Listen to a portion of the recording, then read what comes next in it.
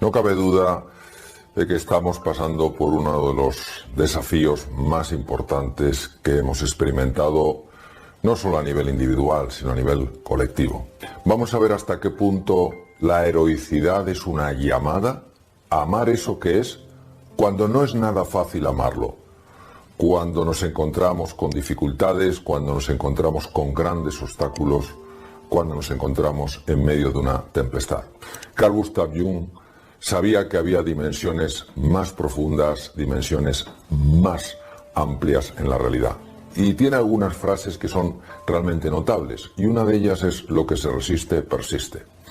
Es decir, cuando nosotros luchamos contra algo, curiosamente, lejos de reducir la fuerza del oponente, la estamos aumentando.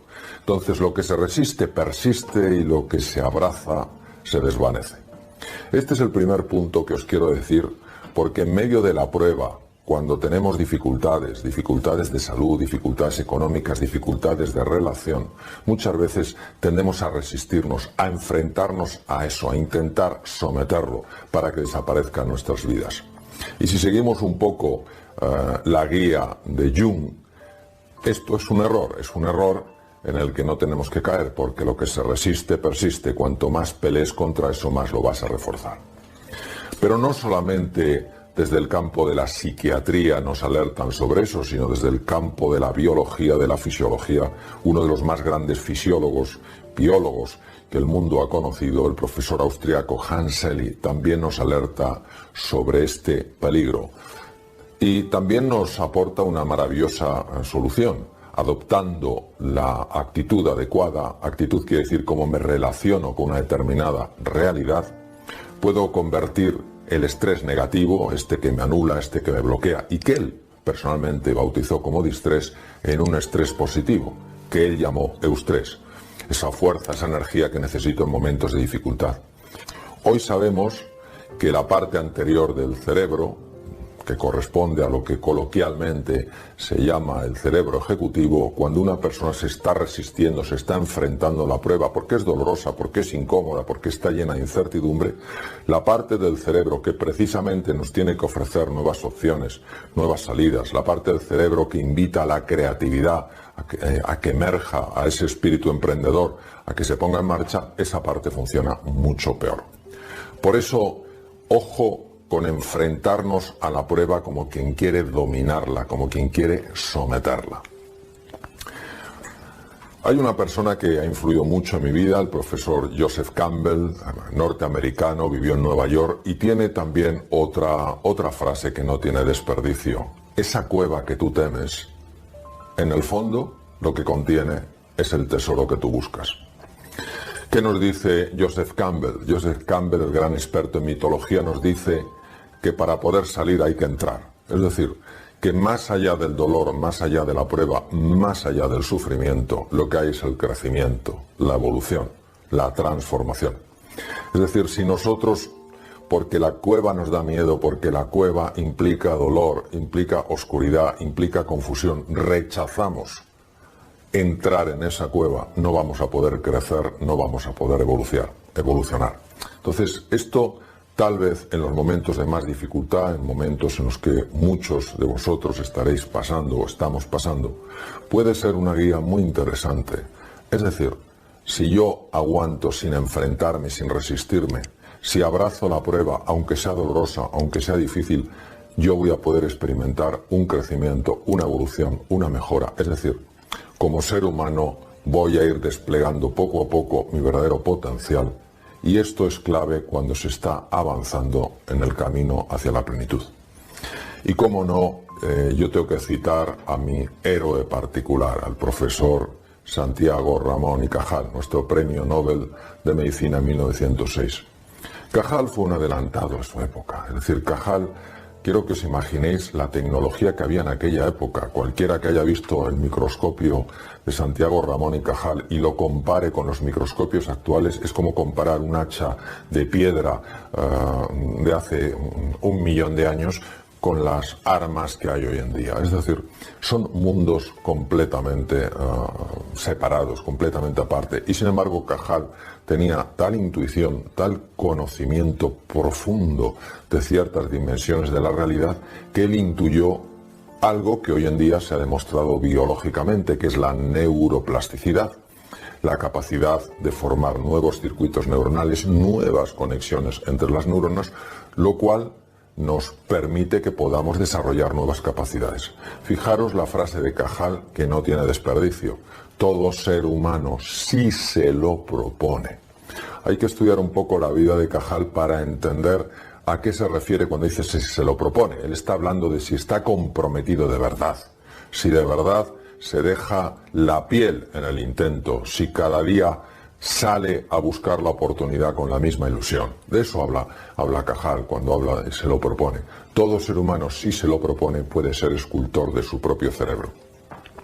Fijaros, nosotros sabemos hoy en día que las áreas más anteriores del cerebro, las áreas prefrontales que conforman lo que se conoce como cerebro ejecutivo, que lo he comentado anteriormente, son áreas muy plásticas, en el sentido de que cuando una persona verdaderamente tiene ilusión por conseguir las cosas, por salir adelante, se esfuerza una y otra vez a pesar de las dificultades, se forman nuevas conexiones. Hay un aumento en la producción de dopamina, un aumento en la producción de noradrenalina, que hacen que estemos más espabilados, más alertas, y además se liberan ciertas sustancias llamadas neurotrofinas que favorecen que esas áreas cerebrales establezcan nuevas conexiones. Es decir, fijaros hasta qué punto nuestra relación con la prueba, nuestra relación con la dificultad puede hacer que nos hundamos, que nos fragmentemos o, por el contrario, que crezcamos. Es lo que se llama el crecimiento postraumático. Efectivamente, la situación es traumática, es dolorosa, hay pérdidas humanas, hay enfermedades, hay problemas económicos, hay incertidumbre, etcétera, etcétera. Pero no todo ha de ser ese dolor. Ha de quedar algo de más valor, y eso de más valor es el crecimiento, es la evolución, el crecimiento postraumático. Cuando uno se va a la física teórica y lee un poco los comentarios de físicos de la talla de Albert Einstein, llama la atención algo que ellos describen como si lo hubieran visto con sus propios ojos. Habla Einstein con tanta vehemencia, con tanta claridad en muchos de sus comentarios. La separación entre el mundo interior y el mundo exterior es una ilusión, es decir, lo que está sucediendo dentro de ti está afectando a lo que pasa fuera de ti. No solo él, otros grandes pensadores, desde la Grecia clásica hasta épocas mucho más modernas, ya hablan de eso, ya hablan de que de alguna manera tu estado de ánimo, la ilusión que le pongas en las cosas, la confianza que pongas en juego, tiene la capacidad de mover cosas que aparentemente están fuera de ti. ¿Por qué? Pues por lo que dice Einstein, porque el mundo interior y el mundo exterior están conectados a un nivel suprasensorial, es decir, nuestros sentidos no son capaces de entender esa conexión, lo mismo que si yo miro dos árboles en una pradera que están separados, pues no me doy cuenta que a nivel profundo, a nivel de las raíces, pueden estar perfectamente conectados. Y hay un escritor que a mí siempre me ha llamado mucho la atención. He leído Siddhartha varias veces, es una de sus obras más conocidas, pero a mí la que más me impactó no fue Siddhartha, fue el lobo estepario. Me parece que es un hombre que conoce muy bien determinadas dimensiones del ser humano. Hermann Hesse gana el Premio Nobel de Literatura el año siguiente del final de la Segunda Guerra Mundial, en 1946, y él dice algo que yo creo que tiene que resonar profundamente en nuestro interior. Para que surja lo posible hay que intentar una y otra vez lo imposible. Es decir, uno nunca va a saber si puede conseguir algo, si puede lograr algo, hasta que no lo intenta una y otra vez, a pesar de que parezca imposible. Entonces, unos puntos finales, de alguna manera, para resumir lo que hemos visto. Primero, evitemos tomar la posición de una víctima. La víctima es la que se siente incapaz de hacer nada ante lo que le pasa, que se siente incapaz de dar un paso adelante, de tomar una acción, de tomar una decisión, cree que todo depende de las circunstancias. No hagamos esto porque es dañino incluso para la salud. Segundo, pongamos nuestro foco en lo que queremos, no en evitar lo que tememos. Es mucho más fácil intentar rechazar eso que no nos gusta en lugar de buscar eso que queremos. Y la diferencia es que cuando ponemos el foco en evitar eso que tememos, el tipo de energía es un tipo de energía que no ayuda. Mientras que cuando ponemos nuestra energía en aquello que queremos, esa energía es la energía de la ilusión, es la energía del entusiasmo, es la energía de la pasión. Recordemos que la imaginación tiene en sí la capacidad de crear, es decir, no utilicemos nuestra imaginación y el poder de la visualización para proyectar escenarios catastrofistas cuando eso son puras elucubraciones mentales. Me comentaba un estudiante en una ocasión que había proyectado en su mente que si fallaba ese examen, que se suspendía toda su vida, se arruinaba, y que eso lo había bloqueado, que en el momento en el que se dio cuenta de que eso era una pura proyección mental, en ese momento empezó a rendir muchísimo más y por supuesto sacó el examen. Utilicemos un lenguaje que nos ayude, no un lenguaje que nos anule. Es que no lleva a ningún sitio. Hay que, sí lleva a muchos sitios. ¿Por qué me pasa esto a mí y no lleva a ningún sitio? ¿Para qué me pasa esto a mí si lleva a un sitio? A lo mejor para que crezcas, para que evoluciones, para que, como decía Joseph Campbell, tengas que entrar en ese espacio difícil, en ese espacio complejo, para que salgas fortalecido. Abrámonos a la posibilidad de que lo extraordinario pueda manifestarse en nuestra vida.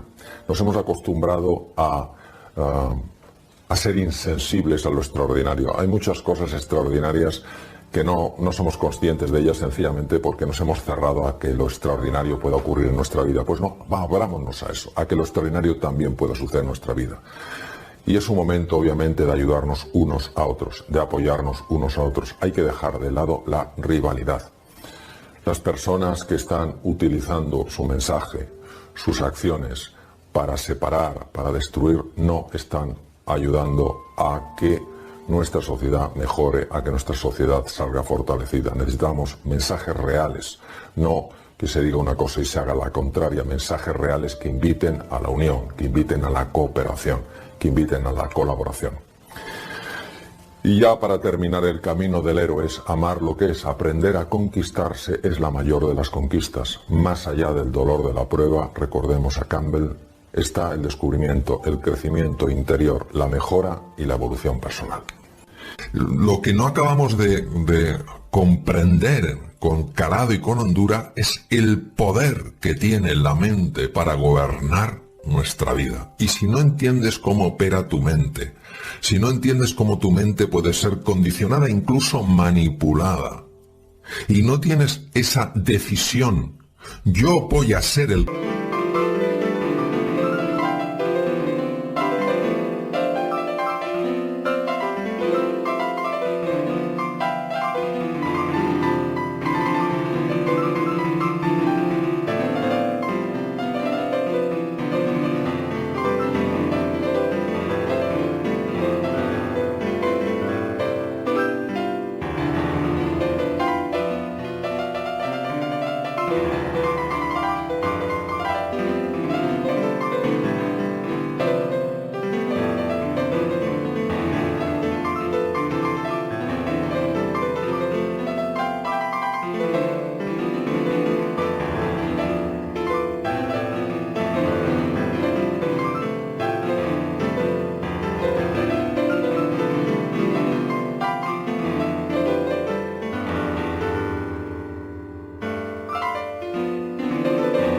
capitán de mi vida. Lo cual no quiere decir hacer nada absurdo. Todo lo contrario, se trata de hacer cosas inteligentes que te traigan más salud, más bienestar, más prosperidad y más felicidad. No solo a tu vida, sino a la de tus seres queridos. Entonces vivimos atrapados en un espejismo sin ser conscientes de ello.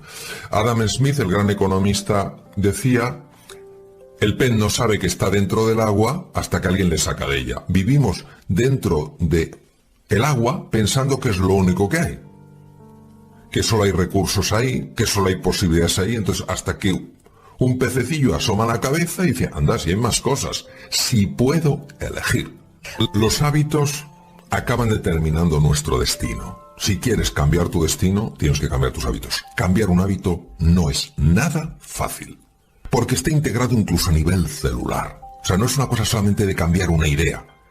Es que nuestras creencias, nuestras vivencias de certeza están a nivel molecular. Es decir, un cerebro, para que nos hagamos una idea, un cerebro de una persona que cree que es estúpida, es un cerebro que ha integrado esa estupidez y tiene bloqueados montones de circuitos cerebrales. Aunque esa persona sea súper inteligente, que lo es, seguro.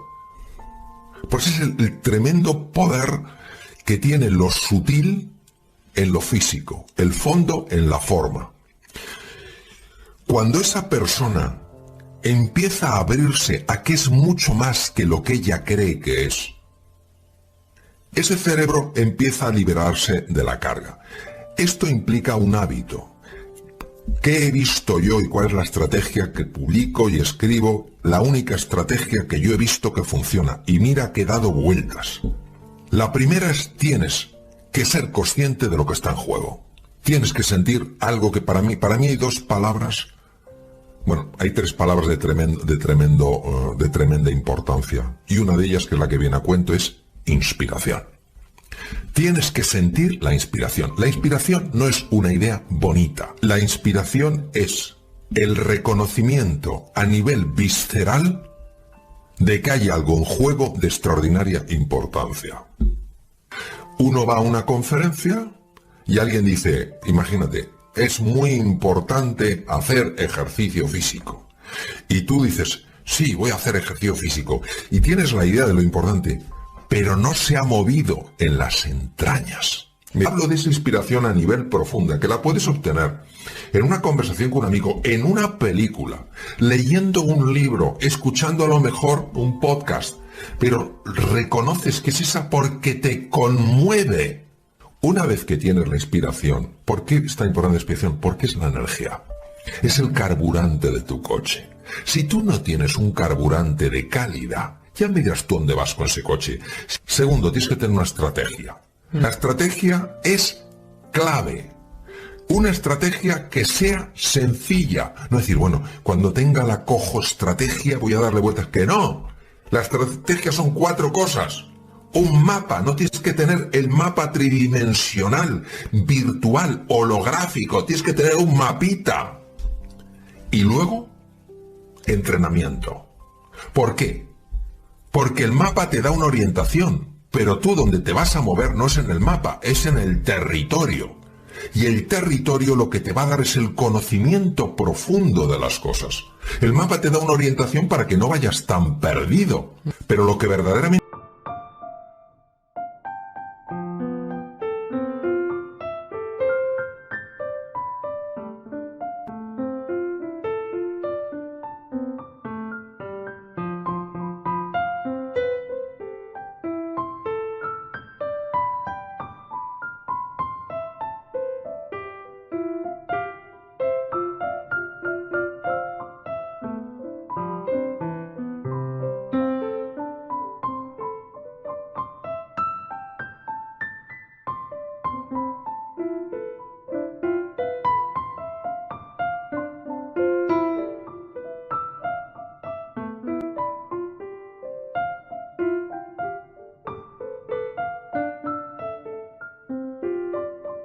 te va a amueblar por dentro, te va a reinventar por dentro, es caminar por el territorio, es decir, la acción.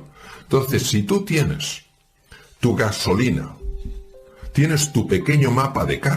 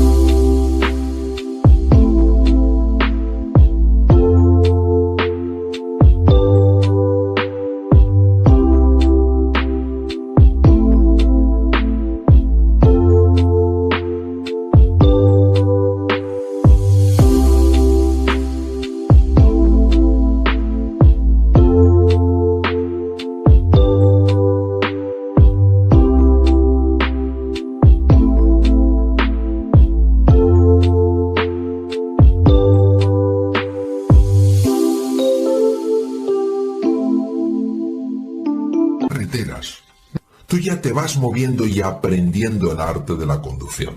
¿Qué queremos? Queremos cambiar hábitos sin esfuerzo. Queremos cambiar hábitos. A mí no me interesa que me diga qué es lo que quiero, porque a mí dígame cómo lo hago. Pero si usted no tiene un qué y un por qué, todo cómo le sobra. Es como esa cita que es: quien no tiene un puerto a dónde ir, ninguna dirección es favorable, o algo así.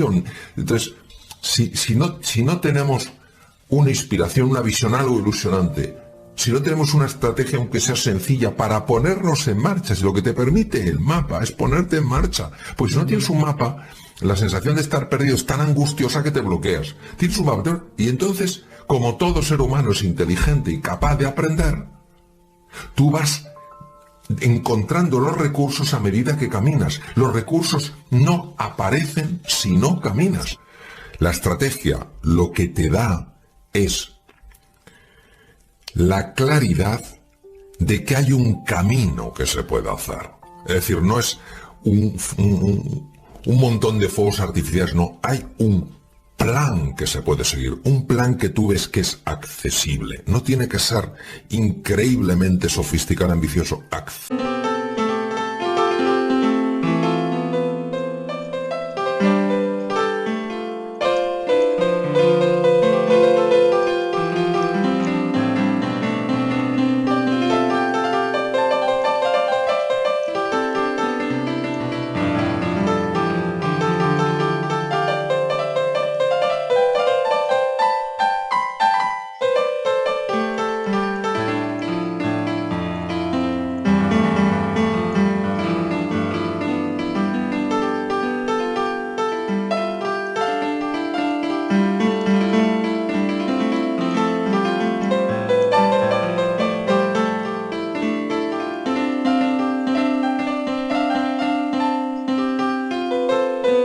Accesible.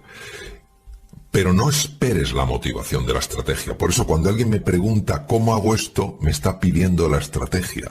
Si no tiene un qué y un por qué, ningún mapa vale. Ninguno. Porque a nosotros lo que nos interesa son activar lo que yo llamo los 3 superpoderes. Es poderes que tiene el ser humano en su interior, pero que no se activan sin la inspiración en primer lugar.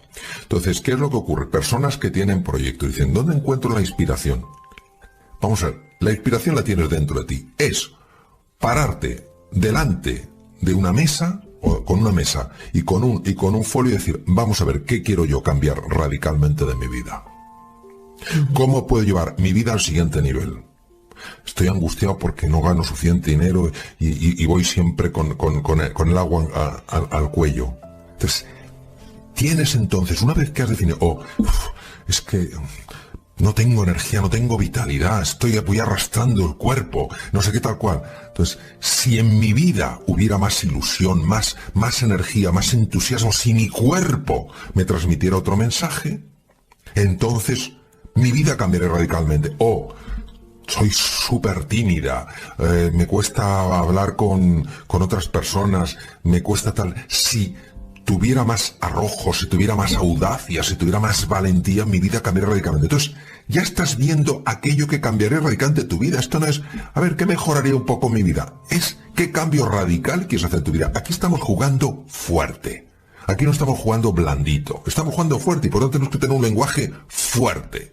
No, bueno, pues prueba un poquito por aquí. Eso no es un lenguaje fuerte, eso es un lenguaje milonguero, mediocre y no corresponde a ningún ser humano. Entonces, una vez que sabes lo que quieres, dices: ¿quién ha sido relevante en este campo? ¿Quién ha conseguido hacer pasta, que es lo que me interesa? Y empiezas a leer, empiezas a intentar buscar gente que a lo mejor conozcas y que han hecho dinero y que tienen libertad financiera.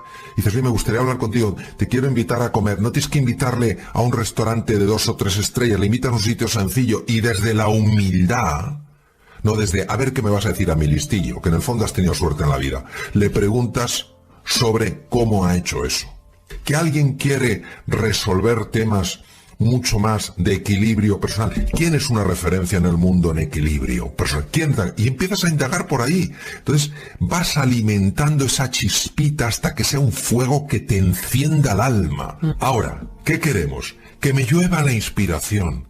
A ver si me inspira. Pero por favor, vamos a ser serios. Vamos a ser serios. Porque el problema cuando no somos serios es que va a venir cualquier cantamañanas, te va a vender cualquier cosa diciendo, con esto encontrarás la inspiración definitiva en tu vida, y te lo vas a tragar. Vete a los que de verdad saben. Lee.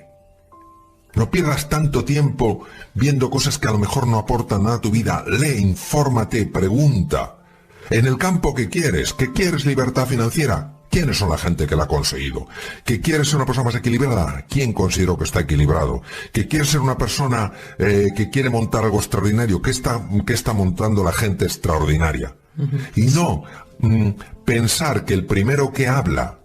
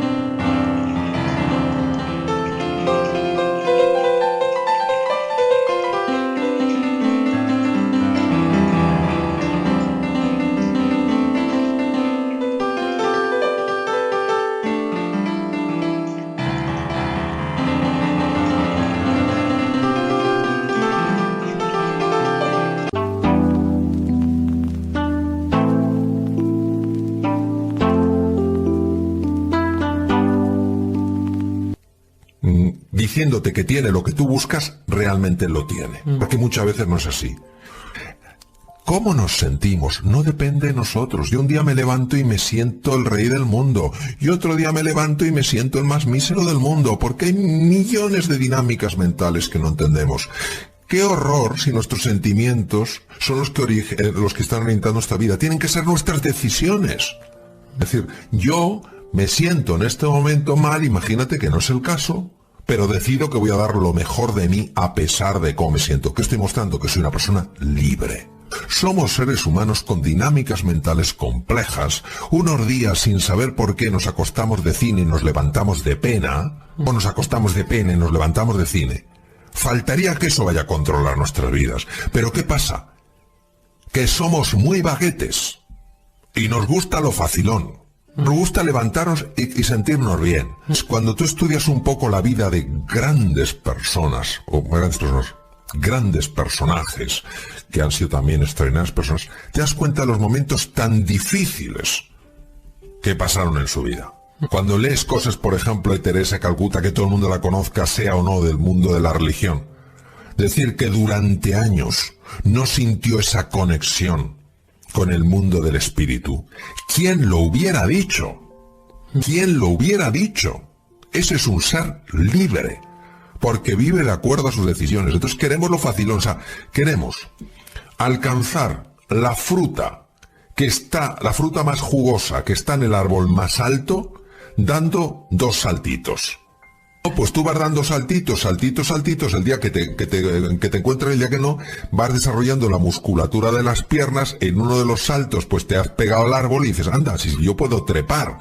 Al principio no puedes, te caes, te desesperas, pero dices, bueno, tengo que seguir dando saltitos porque veo que fortalezco los cuádriceps y puedo agarrarme mejor, imagínate, o los aductores al árbol. Y ya te vuelves a agarrar al árbol y subes unos metros más. Y al final llegas a la fruta. No es un camino fácil. Queremos presentar a veces soluciones que son soluciones profundas y complejas como si fueran facilonas.